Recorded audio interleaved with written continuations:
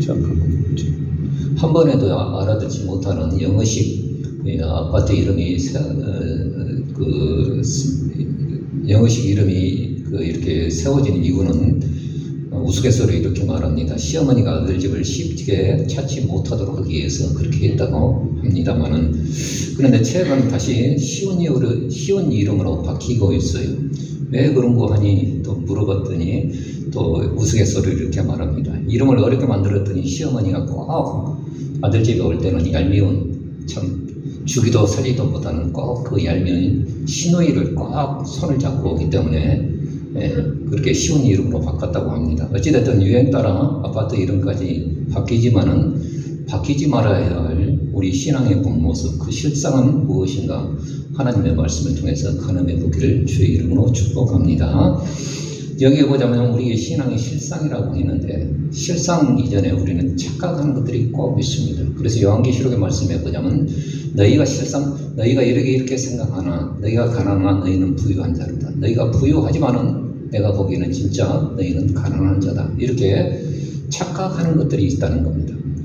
우리의 착각과 또 주님의 그 반전의 평가들이 있다는 사실을 요한계시록 2장과 3장의 말씀을 통해서 각 교회마다 주시는 말씀들이 우리가 생각하는 모습과 주님이 생각하는 모습이 다르다는 사실을 우리는 보게 되어집니다. 여기 보자면 4대 교회라는 것은 옛날 고대 리디아 왕국의 수도였어요. 그래서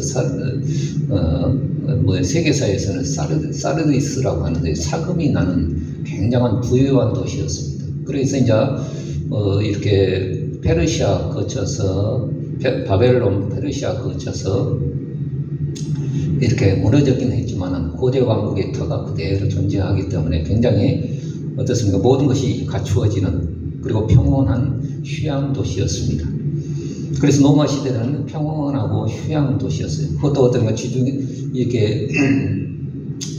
연변에 있기 때문에 굉장히 어떻습니까? 평온하고 또 이렇게 모든 것이 갖추어지는 그런 도시였습니다.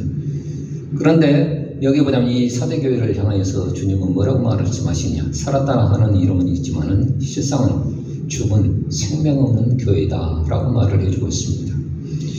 그래서 이 평강은 어느 성경 주석자가 이렇게 말씀을 했는데, 이 평강이라고 하는 것은 공동묘지 안에서 존재하는 평강이다 라고 말을 해주고 있습니다. 원래 우리 역시도 어떻습니까? 우리가 평안하다, 우리가 조용히 신앙생활하고 오늘 우리는 평안한 가운데 아무런 문제 없이 신앙생활을 영위하는데, 그 평안이라고 하는 것은 주님 보실 때 죽어있는 공동묘지의 평안은 아닌가 다시금 우리 자신들을 투영해 봐야 한다는 사실입니다. 또 두 번째 나와 있는 필라델피아 교회에는 적은 능력이었지만 사탄에 해당을 대적할 만큼 어떻습니까? 적은 능력에 갇혀져 있지 않냐고 분투하는, 승리하는 교회였음을 보게 되어집니다. 또 세 번째 나와 있는 마지막 일곱 번째 교회였던 라우디아 교회는 부자라 하지만은 공고하고 가련한 것을 너희가 알지 못하고 가난하고 눈물고 벌거벗은 것을 너희가 알지 못하는도다 라고 말을 해주고 있습니다. 그래서 차지도 덥지도 아니해서, 여러분들 음식이 제일 변질되기 쉬운 온도가 어떤 온도입니까? 차지도 덥지도 아니야. 그래서 라우디아 교회는 차지도 덥지도 아니해서 어떤 복음이 완전 변질되어진 부패한 그런 교회였음을 보게 되어집니다. 여러분들 겉모습으로 평가되어 우리가 알고 있는 우리 자신의 모습과 또 주님께서 나를 아시는 그 평가는 다른 것임을 우리는 보게 되어집니다. 그러므로 오늘 우리 속에 평안하다 하지만은 그냥 이름뿐인 유명무실한, 그냥 교인이라고 말을 하지만은 그 교인이라고 하는, 성도라고 하는 이름뿐인 그냥 유명무실한 그런 좋은 신앙은 아닌가? 아니면 살아있는 신앙인가? 우리 자신들을 잘 평가해 봐야 합니다. 주님 오실 때, 휴거할 때 어떤 자를 꾸짖고 올라가시겠습니까? 죽어있는 사람은 아무런 상관이 없는 겁니다. 살아있는 신앙, 그것만이 휴거의 조건이 되어진다는 사실입니다. 또 오늘 우리는 작은 것에 우리의 환경과 여건이 너무 빠듯하고 힘들어서 그 환경과 여건에 그냥 갇혀있는, 그냥 자금에 어떻습니까? 우리 생활의 바운더리가 너무 작고 초라해서 내가 주님 앞에 내놓을 것도 없고 내 주님 앞에 바쳐질 것도 없고 그냥 이 속에서 갇혀 있어서 아무것도 하지 못하는, 그 속에서 갇혀서 낙심만 하고 좌절만 하는 그런 신앙입니까? 그 작음에도 불구하고 분투에서 승리하는 신앙입니까? 주님 보실 때 추구하는 조건은 뭐냐? 그냥 자기 바운더리에 갇혀 있어서 어떤가 그냥 낙심하고 좌절하는 사람을 올리실 리가 없습니다. 그 환경과 여건을 뛰어넘어서 분투하고 거기에서 승리하는 사람들을 끄집고 올라가신다는 사실을 기억하길 주의 이름으로 축복합니다. 또한 모든 게 갖춰진 풍요 속에서 어떻습니까? 풍요 속에서 변질되어진 신앙, 이건 휴거의 조건이 되어지지 못합니다. 정말 제 역할을 차거나 덥거나, 이 말은 뭔가 차지도 덥지도 아니하고 그냥 차라리 차라, 신앙생활 포기하라, 그 말이 아니라 차거나 덥거나 하는 것은 뭔가 원천물은 차가워야 됩니까? 뜨거워야 됩니까? 뜨거워야 되죠. 그러면 우리가 먹는 생수는 어떻습니까? 뜨거워야 됩니까? 차가워야 됩니까? 차가워야 되죠. 제 역할을 감당하는 그런 개혁되어진 신앙을 주님은 원하시고 지금도 끊임없이 그 역할을 감당하는 그런 성도들을 주님은 눈여겨보신다는 사실을 성경은 요한계시록의 말씀을 통해서 오늘 우리에게 말씀하고 계신다는 것입니다. 그러므로 내 신앙의 실상이 무엇인가 말씀을 통해서 정확히 투영해 볼 수 있는 그런 지혜로움이 오늘 우리 가운데 있기를 주의 이름으로 축복합니다. 자, 그렇다고 한다면 나는 죽은 신앙인가 산 신앙인가? 여기 이사야 33장에 나와 있는 내용들이 나와 있는데, 이사야서를 읽어보면 그런 배경과 또 이사야서는 어떻습니까? 히스기야 때, 우시야 왕 때, 또 그때에 그 활동했던 하나님의 선지자였기 때문에 그 환경과 열왕기 하에 나와 있는 18장 이후로 나와 있는 그 역사적 맥락과 이사야서를 같이 읽어보아야 이 말씀이 풀려지기 시작합니다. 그래서 이사야서는 아수르의 이제 그 히스기야 때 어떻습니까? 한창 주가를 드높이던 그 아수르 제국이 말바국을 향하여서 남쪽으로 내려오면서 이 유다 땅을 이미 북이스라엘은 접수하고 남유다로 내려올 때에 히스기야가 쫄합니다.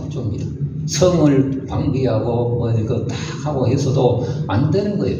18만 5천의 군사를 어떻게 이겨나갑니까?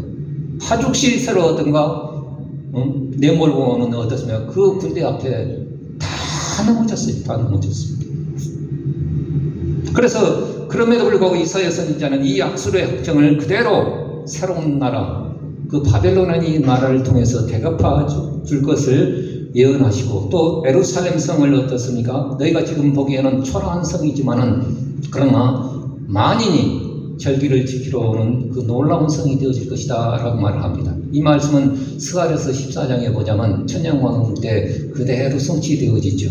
그러니까 여러분들 이사야서의 말씀을 보면은 어떻습니까? 예수 그리스도 안에서 이미 그 예언이 완성되어진 예언도 있지만 아직 완성되어지지 않은 예언도 있어요. 그 예언이 어떤 것이냐면 천년왕국 때 이루어질 예언들입니다. 그러니까 여러분들이 이 말씀이 주 예수 그리스도의 초림 때 이루어진 얘기인가, 재림 때 이루어지는 얘기인가 잘 분별을 해봐야 합니다.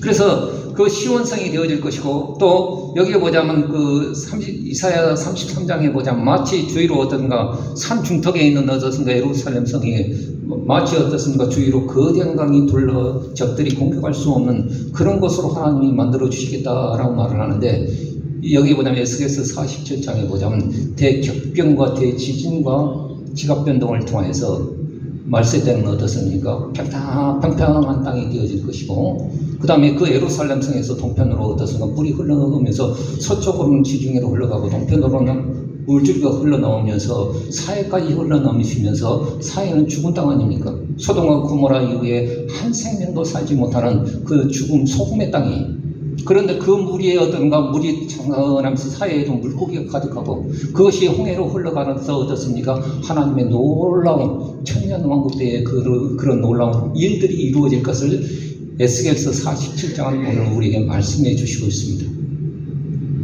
여러분 말씀은 처음 듣죠? 그래서 여러분들 오늘 우리가 읽어보면 놀라운 예언들이, 이런 예언들을 이사야 선지자가 말을 하고 이 말씀을 했지만은, 그러나 나타난 현실은 어떤 것입니까? 그 나타난 현실 가운데 열왕기하 18장에 보자면 그런 상황들이 나와 있는데, 아수르의 사내들이 공격하면서 말발굴을 향해서 어떤가, 야, 너희 뒤지기 싫으면 어떻습니까? 조공을 바치라는 거예요. 그래서 은 300달란트와 어떻습니까? 금 30달란트를 조공을 바쳤는데도 불구하고 어떻습니까? 안 물러나요. 그리고 모든 성을, 그 주위의 성을 유린하면서 더 공격해 오는 거예요. 이런 상황 가운데 어떻게 하겠습니까? 오늘 우리 한번 같이 읽어보십시다. 열왕기하 18장에 나와있는 14절부터 14절에 나와있는 말씀입니다. 그 전에 이런 말씀이 있습니다. 유다왕 히스기야가 나기스로 보내어 그 사신들을 보내서 아수르 왕이 이르되 내가 범죄하였나이다. 우리는 생각할 때 히스기야 왕은 믿음의 왕이라 말하지만 쫄보예요. 믿음 없는 사람이에요. 내가 범죄하였나이다. 나를 떠 이사야가 있었기 때문에 그나마 하나님의 은혜를 본 것이죠. 나를 떠나 돌아가서서 그 아수르 왕 사네림 앞에서 그렇게 벌벌 떨면서 말을 해요. 왕이 내게 지우시는 것을 내가 다 감당하겠나이다 하면서 쫄아가지고 그 성전 벽에 있는 금칠은치를 다 벗겨갖고 조공으로 바쳐요. 그 금액이 어느 정도였는가 한번 같이 읽어봅시다. 시작. 아수르 왕이 곧 은 300달란트와 금 30달란트를 정하여 유다 왕 히스기야로 내게 한지라. 그걸 냈음에도 불구하고 물러나지 않냐고. 야, 더 있을 것 아니냐? 아니, 조폭이죠, 조폭. 더 내놔. 그런 상황 가운데 어떻습니까? 시온에 있는 죄인들과 어떻습니까? 경건하지 못한 자들은 뭐라고 말하느냐? 어떻게 우리가 삼키는 불과 함께 동거하리요? 누가 어찌 저 영령이 타는 불과 함께 동거하리요? 하면서 어떻습니까? 하나님을 의지하지 못하고 어떻습니까? 벌벌벌 떨고 있는 거예요. 그때 이사야 선지자는 하나님께서 하실 것입니다. 그 여기 뭐냐면 이사야서 33장은 내가 나를 위하여 하나님이 자기를 위하여 그렇게 하신다 라고 말씀하고 계심을 우리는 보게 되어집니다. 그래서 떨지만은 어떻습니까? 정말 하나님을 의지하는 자, 오직 의롭게 행하는 자, 여기에 보자면 정직히 말하는 자, 어떻습니까? 토색하는 것을 가증히 여기는 자, 손을 들어서 뇌물을 취하는 것을 어떤가 받지 아니하는 자, 그리고 귀를 막아서 어떻습니까? 그 세상의 더러운 소리를 듣지 않는 자, 듣지 아니하나 눈을 감아서 악을 보지 않는 자. 이 말씀은 뭡니까? 하나님의 말씀대로 순종하고 그 말씀대로 어떻습니까? 은혜 받기를 원하며 간절히 사모하는 의를 지켜 행하는 자, 의롭게 행하는 자, 말씀대로 순종하는 이 살아있는 신앙은 높은 곳에 거하며 영광을 너희가 목도할 것이다 라고 말을 해주고 있습니다. 그리고 나서 어떤 이사야 선지자는 주를 경외함이 너희의 법이니라 라고 말을 해주고 있습니다. 여러분들 오늘 이 말씀을 통해서 어떤가 같은 시온성에 예루살렘 성에 살고 있지만 어떻든 경건치 못한 자는 신세타령하는 거예요. 어찌 뜨거운 어떤 불과 우리가 함께 동거하리요, 함께 거하리요. 영령이 타는 불을 저 아수르의 그 불병거에 오늘 우리는 어떻게 하리요 하면서 벌벌 떨고 있는데, 하나님을 믿는 사람들은 기도하면서 하나님의 구원하심을 바라보면서 그 일을 행하고 있다는 것입니다. 어느 신앙이 살아있는 신앙입니까? 어느 신앙? 그러므로 오늘 우리는 그때 어떤가 그렇게 하나님 앞에 기도했을 때 그들은 어떤가 히스기야 터널을 뚫고 어떤가 전쟁을 방비하면서 여러 가지 다 일을 해놨어요. 근데 하나님이 하시는 일은 사람의 손으로 하는 것으로 어떤가 덧붙여서 하시는 일들이 없습니다. 다 했음에도 불구하고 하나님께서 한천산을 보내서 하루아침에 어떤 18만 5천의 군대를 싹 쓸어버리시고, 할렐루야. 그러므로 여러분들 오늘 우리는 어떤 우리의 신앙이 죽어있는 신앙인가, 그냥 살았다는 이름은 있으나 어려운 가운데서도 하나님 앞에 어려움이 조금만 어려움만 나와도 어떤가 어찌 뜨거운 불 가운데 내가 있으리요 하면서 하나님 앞에 한탄하고 원망하고 불평하고 절망하는 것이 아니라 하나님의 구원하심을 보리로다. 여기 보자면 그들은 높은 곳에 구하며 하나님의 영광과 하나님의 영광이 온 것을 어떻습니까? 너희가 목도하는도다 라고 말을 해주고 있습니다. 그러면 여러분 오늘 우리는 살아있는 신앙이라는 것은 뭐냐? 뭐 열정을 가지고 있는 살아있는 신앙이 아니라 믿음이 살아있는 신앙. 믿음이 뭡니까? 하나님이 살아계신 것과 그가 자기에게 상 주시는 이심을 히브리서 11장 6절에 보자면 믿어야 할지니라. 이 믿음이 오늘 우리 가운데 있는가? 우리 자신들을 투영해 보기를 주의 이름으로 축원드립니다. 어려운 일이 있을 때 좌절할 수 있어요.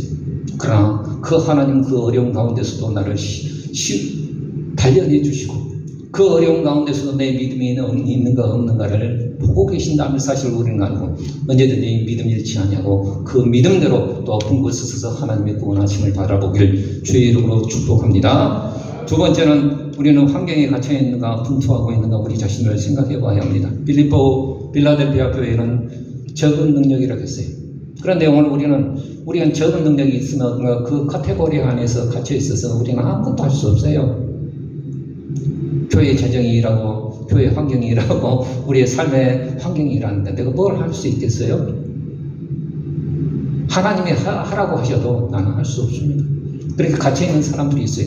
여기 시편 88편에 나와 있는 내용들도 보면은 자기야 그 방 안에 갇혀 있어서 아무것도 하지 못하는 그 모습이 있습니다.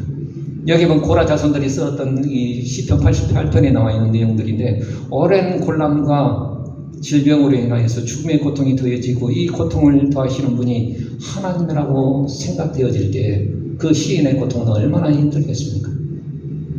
그래서 여기 보자면 성경 보자면 시편 88편에 보자면 주의 손에서 끊어진 자, 주의 노를 바라시고 주의 모든 파도로 나를 휩쓸리시고, 이런 내용들을 보면 주께서 그 모든 고통 가운데 어떻습니까? 나를 이렇게 어렵게 하신다는 사실 앞에 더 괴로운 거예요. 그래서 어떻든가 오늘 우리는 그럴 때 오늘 우리는 하나님 앞에 하소연할 수 있는 말들은 뭡니까? 어째서 하나님께서 나를 멀리 하시며, 어째서 하나님께 어찌하여 나를 어떻습니까? 하나님의 얼굴을 숨기시며 나의 영혼을 어디로 버리시나이까? 어찌하여 이렇게라도 말할 수 있는 것은 믿음이겠죠. 그래서 사람들에게 가정한 것이 되어져서 어떤가 자기의 질병 가운데 있으니까 가깝게 지냈던 가족마저도 어떤 오랜 질병 앞에 장사 없고요, 오랜 질병 앞에 효도하는 자식 새끼가 없어요. 맞죠? 그럼 이 사람이 오랜 질병으로 인해서 얼마나 힘들었는가 몰라요. 가까운 사람들은 다 떠나가고 자기는 어떻습니까? 그 방 안에 갇혀 있어서 방 안에 갇혀있는 상태가 되어져서 얼마나 하나님 앞에 하소연하며 아침마다 하나님 앞에 응답해 주실 것을 믿고 하나님 앞에 간구했음에도 불구하고 하나님의 응답이 없어서 그 마음에 어떻습니까? 섭섭함이 그냥 눈에 시력까지 이뤄질 정도로 어떤가 희미한 상태가 되어집니다. 여기서 오늘 시편 88편의 내용들을 보면 꼭 내 얘기하는 것처럼 느껴질 때가 있습니다. 여러분들 성경에 나와 있는 인물들의 고백들을 읽어보면요, 어떻습니까? 다윗처럼 골리앗 때려잡는 얘기만 있는 것이 아니라 이렇게 낙심한 좌절의 얘기도 있어요. 우리의 얘기입니다. 우리의 얘기. 그냥 낙심이 되어져서 절망이 되어서 기도는 하고 있지만 오래오래 하나님 앞에 주야로 정말 하나님 앞에 신음하며 그 골방에 갇혀서 어떻습니까? 신음하면서 어떻습니까? 시력까지 상할 정도로 어떤가 하나님 앞에 기도하고 있어요. 할 수 있는 것은 딱 하나, 하나님 앞에 매일 나가는 것 뿐이었습니다. 다 멀어져 가고 남은 것은 끝자리 보자면 자기에게 남아있는 가까이 하는 것은 흑암뿐이라고 말을 합니다. 그러나 중요한 것은 나의 매임과 나의 가치는 오히려 어떻습니까? 그 속에서 더 신령한 사람이 되어질 수 있음을 성경은 말해주고 있습니다. 요셉이 그랬잖아요. 옥에 갇혔잖아요. 보디발의 안에 그 억울한 누명을 쓰고 어떻습니까? 옥에 갇혔어요. 그런데도 불구하고 요셉은 어떻습니까? 그 속에서 더 신령한 사람이 되어졌고, 또 한 사람이 옥에 갇혀 있었죠. 신약 성경에 보면 바울이 갇혔잖아요. 옥이 로마 감옥에 갇혀 있는데도 불구하고 빌립보서나 디모데 후서인가? 그 빌립보서에 보자면 나의 매임으로 인하여 너희가 염려하지 말아라. 나의 매임으로 인하여서 어떻습니까? 하나님께서 주의 복음을 매이지 아니하고 온 시대 안과 그 복음이 어떤가 증거되었다. 날마다 어떤가 4명의 간수들이 자기를 수갑차고 딱 지키니까 그 속에서 할 수 있는 얘기가 뭐겠습니까? 예수 그리스도의 복음을 전하니까 이 시대 왕의 친제들이 복음을 받는 놀라운 역사가 일어났어요. 할렐루야. 그리고 또 어느 사람을 출입을 금하니까 그 사람들이 와서 복음을 듣고 놀라운 은혜를 받은 거예요. 할렐루야. 그래서 복음을 매지 아니했다는 것을 보게 되어집니다. 우리 한번 같이 읽어봅시다. 빌립보서 1장 12절의 말씀. 자, 시작. 나의 당한 일이 도리어 복음의 진보가 된 줄을 너희가 알기를 원하노라. 나의 매임이 그리스도 안에서 온 시대안과 모든 사람에게 나타났으니. 그러므로 우리의 갇힘과 우리의 매임이 어떻습니까? 매임으로 인해서 나는 아무것도 할 수 없다. 그 속에서 갇혀 있어서 아무것도 할 수 없다. 절망하고 낙심할 것이 아니라 이 갇힘을 통해서 어떻습니까? 오늘 우리는 더 신령한 사람이 되어지고 오히려 진보가 되어진 그 놀라운 은혜가 있는 사람을 주님은 원하신다는 사실을 기억하길 주의 이름으로 축원드립니다. 하나님은 내가 평안할 때도 나와 함께 하신 하나님이시지만은 내가 병들어 아무것도 옴짝달 수가 없는 그 상황 가운데서도 그 주님은 나와 함께 하시기에 나는 매이나 주의 복음 매이지 않느노라고 바울은 고백하고 있다는 것입니다. 여러분들 찬송가 가사에 보자면 이 눈에 보기에는 어떠하든지 지금은 매여 있잖아요.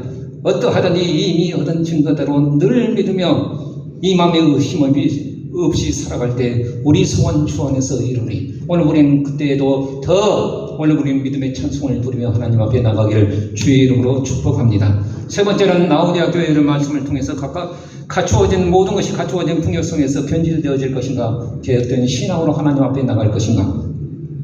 신명기의 말씀에 보자면 이제 출애굽의 이 세대들에게 120세의 이 노인네, 그러나 눈이 새하지 아니하고 기력이 새하지 아니하며 초롱초롱 목소리로 이 모세는 마지막 그들에게 출애굽 때에 40여 년째 1세대들에게 가르쳤던 이 십계명의 계명을 다시금 그들에게 또렷하게 말을 합니다. 나 여호와는 너희를 애굽 땅에서 인도한 여호와니 제 이름 뭐냐? 너는 나의 다른 신들을 내게 있게 하지 말지니라. 제 이는 이상한 우상을 섬기며 그들에게 절하지 말며 그것들을 섬기지 말지니라. 이렇게 하면서 십계명을 40여 년 전에 가르쳤던 그 십계명의 원본을 가지고 어떤가 다시금 출애굽의 2세대들에게 가르치는 내용들이 신명기 5장에 나와 있는 말씀들입니다. 모세는 십계명을 다시 배우며 그들에게 어떤가 다시 배우며 지켜 행하라고 선포하고 있습니다. 그래서 다시 이 신자가 뭔 신자입니까? 잘레비 신자도 되지만은 되풀이할 신자입니다. 하나님의 말씀을 다시금 되풀이해서 가르쳤다라고 해서 신명기의 말씀입니다. 이 계명은 그래서 이때 모세가 하는 말씀이 뭐냐면 이 십계명의 계명은 누구와 맺은 언약입니까? 이미 출애굽의 1세대들과 함께 맺었던 출애굽기 19장에 보자면 시내산에 있을 때 1세대들과 맺었던 하나님의 언약입니다. 2세대들은 아직 나지도 아니했고 어린아이들이었어요. 그럼에도 불구하고 40년이 지난 이후에 모세가 그들을 향하여 하는 말이 뭐냐면 이 계명은 죽은 조상들과 맺은 언약이 아니라 오늘 여기 살아있는 너희와 세우신 언약이라. 아니 1세대 아버지 세대에 맺으신 언약인데 시내산에서 맺으신 언약이잖아요. 근데 모압 형제에 어떻습니까? 지금 40여 년이 지난 이후에 여기에 보자면 너희와 맺은 언약이다 라고 말을 하고 있습니다. 즉 이 말씀은 뭐냐면 살아계신 하나님의 계명은 항상 현재성을 띠고 있다는 거예요. 오늘 2000년 전에 어떤 예수 그리스도의 복음과 3500년 전에 어떤 십계명의 계명들을 우리를 생각해 볼 때 그 구닥다리 같은 구약의 옛 역사를 말을 하고 옛 습관을 말을 하고 옛 신앙을 말을 하는 것이 아니라 이 십계명의 계명은 어떤가 지금도 우리 가운데 살아계신 하나님의 말씀이라는 거예요. 할렐루야. 그러므로 하나님의 말씀은 어떤가 살았고 운동력이 있습니다. 지금도 그 말씀을 믿고 순종하는 자에게 역사를 드러내신다는 거예요. 우리 히브리서의 말씀 한번 같이 읽어봅시다. 자, 시작. 하나님의 말씀은 살았고 운동력이 있어 좌우의 날선 어떤 것보다도 이래여 힘과 영광 및 관절과 골수를 찔러 쪼개기까지 하며.